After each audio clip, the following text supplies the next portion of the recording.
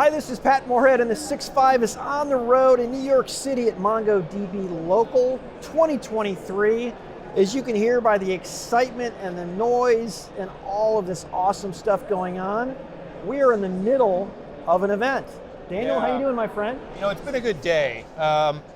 If you wouldn't, you'd be remiss to not say that AI has been a focus. That's right. And you would also be crazy if you're a tech company not to be talking about AI right now. Exactly. So, you know, I came here excited to hear the vision, excited to hear about new technologies and products, and really bridge that gap between the boardroom, I call it the D-suite, the developers, and the C-suite in the boardroom. Because really, we live our world crafted on apps, and MongoDB is really at the center of that. So Pat, we are in the right place to be right now. And we have an incredible smorgasbord of conversation with multiple companies. I mean, end users, amazing consulting and firm to pull everything together, and MongoDB. So gentlemen, thanks for coming on the 6.5. I appreciate that.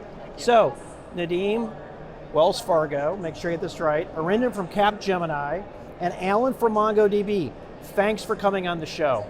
Glad to be here. Thank you.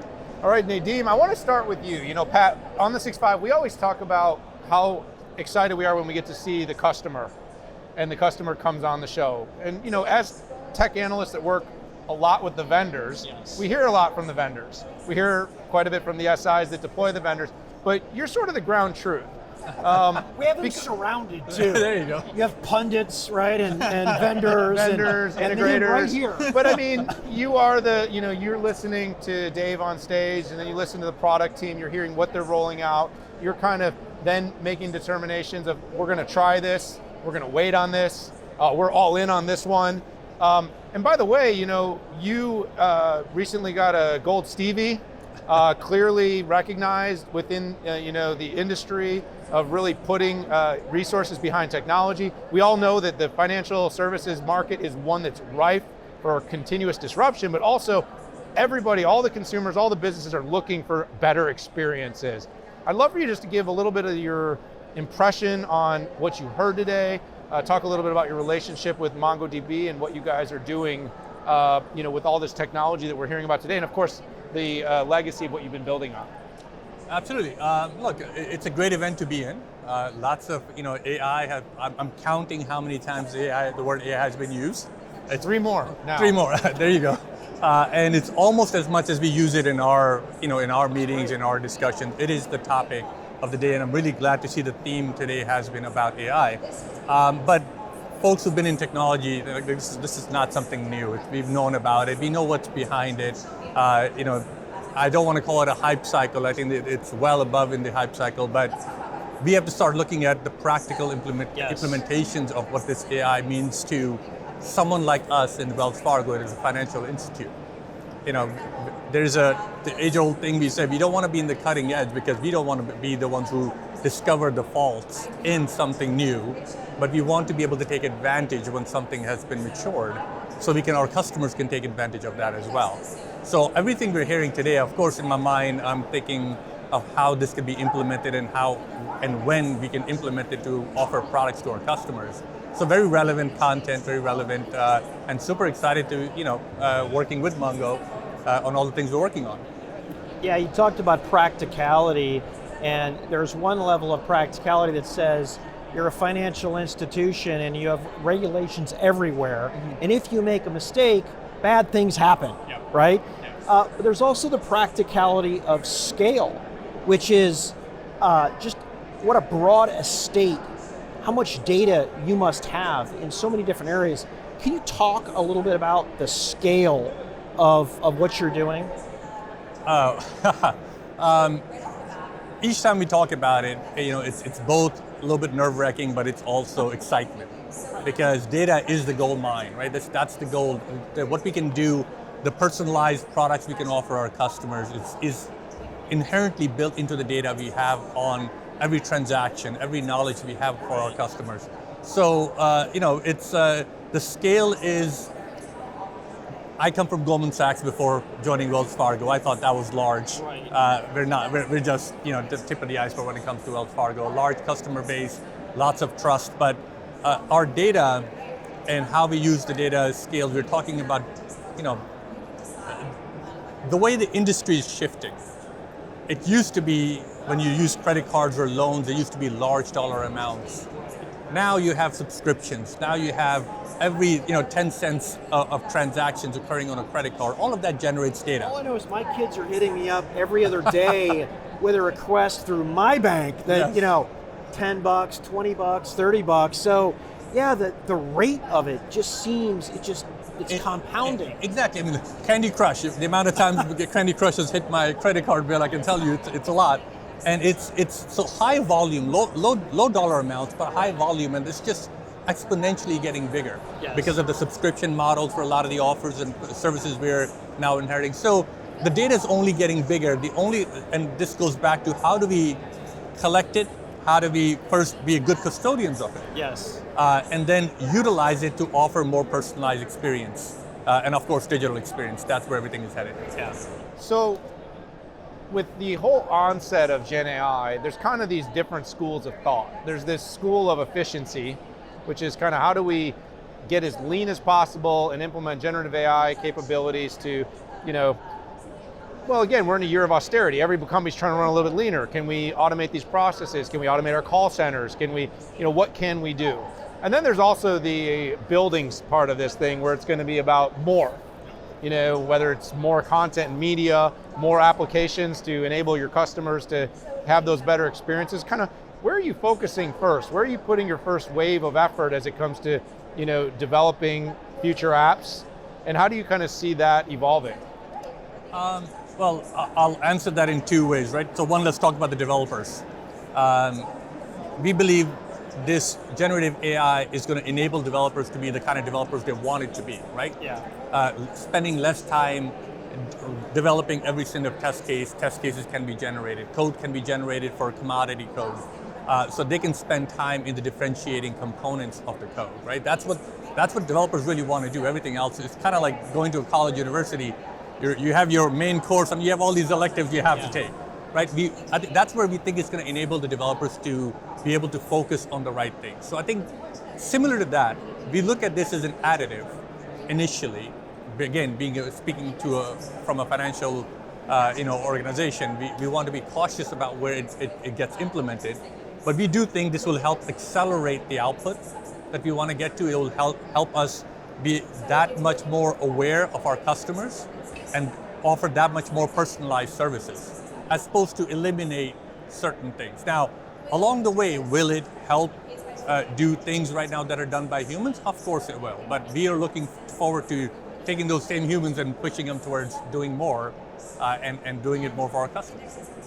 So I've run a few corporate strategy groups a couple jobs ago, and I always like to say, it's easy to say, yes, let's focus on the things we're not going to do, or let's prioritize and have a cut line. I'm curious, at the C-level, how are you making these trade-offs? I mean, there's the cost side, there's customer experience, there's short-term revenue and profitability, there's long-term revenue and profitability. What's the framework for how you make trade-offs? I think for each organization, we have to know what we're about, right? So when you look at the organizations that I've been part of, especially in the financial space, trust is a big component. So in order to be able to provide trust to our customers, operational risk is a big component, security is a big component. So those things are top of the line. Yes. Right? We don't prioritize or No anything compromise. about no compromise Yes. when it comes to security and when it comes to earning that trust. Now beyond that, we also recognize the market's changing. The way folks are interacting with financial transactions is changing. The storefronts are changing. All of it. So we have to continue to invest to offer products where the customers want it to be. Right. I mean, if you look at the financial transactions, it's amazing. There's two things that are becoming very inherent. Customers want optionality before purchase, at point of sale, as well as post, as well as the customers want to be able to make the financial transaction to be the most, the least relevant part of a transaction when they're buying services. They want Right. to experience the purchase. They want to experience that, but be able to tap and make the payments. So when we make investments, we're keeping those things in mind. How do we prioritize operational risk and security above all, and then invest in places where our customers want us to be? Yeah, I love that you brought up the trust. I mean, we all got a big reminder on trust in the last 6 months, right? So Arindam, you've been listening to us talk to Nadeem for a bit here, and obviously Wells Fargo is doing some very interesting things and has some real challenges. I feel like with you, we can just back out just a little bit because you're looking at the sector.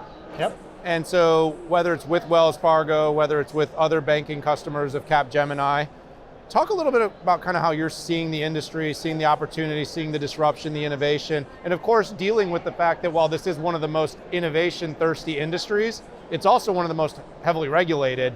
So how do you balance the regulation with the need, demand for these next generation experiences?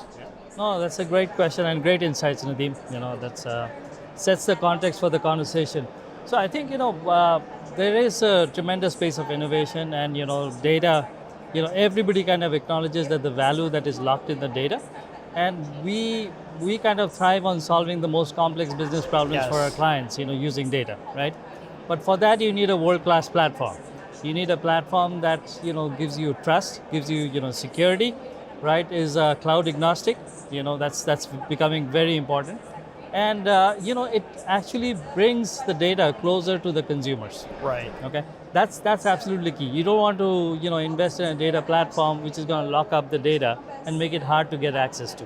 So we have been partnering with Mongo for a long time now, and we have solved some of the most complex problems in the industry using their platform. Right. So for example, for an investment bank major, we help them migrate a major portfolio of cards in like 50% of the time, right? And now we are even, venturing into more interesting use cases, like hollowing out the core and building a new digital core around a, data platform that's more responsive. I think, what Mongo folks have done here, they've created a great, partner ecosystem. So they're great to work with, and appreciate that support. That's great. Alan, you've been very patient here, and the irony is like, it's your show. We're like, we're back the other way. Let's go to Nadeem, yeah. No, but you made a big announcement here, essentially Atlas for Industries, and the first vertical is for financial services. And first of all, as an industry analyst, I love to see that because with specialization means that you're going to be able to better serve the needs of people in that vertical. But what does it actually mean in practice? What are you looking at doing differently that you weren't doing today? Because it looks like you have some of the most successful financial services institutions already out there. Yeah. Well, I mean, the joke about me not speaking is a good thing because when we have phenomenal customers like Wells Fargo and phenomenal partners like Capgemini talking on our behalf, that's what we want. That's how MongoDB gets scaled to the masses. In regards to your question, developers in the banking industry are some of the most savviest, smartest, driven, but also they have a lot of scrutiny when it comes to regulatory issues and security. Yes. So the banking industry customers, the developers, especially at Wells, are looking for companies like MongoDB, partners like Capgemini, and the hyperscalers to come together and publish blueprints that they can then go using our technologies and our people, and know that the companies stand behind it, it's been tested, it's been certified, but it allows faster innovation. So that's what we announced today. One of our first competencies is in the financial services industry. We partner with all three of the hyperscalers, and I'm proud that Capgemini is with us because companies like Wells Fargo, they need the best solutions in the world, and we're excited to have a chance to give them that. Yeah, I love it. I love it.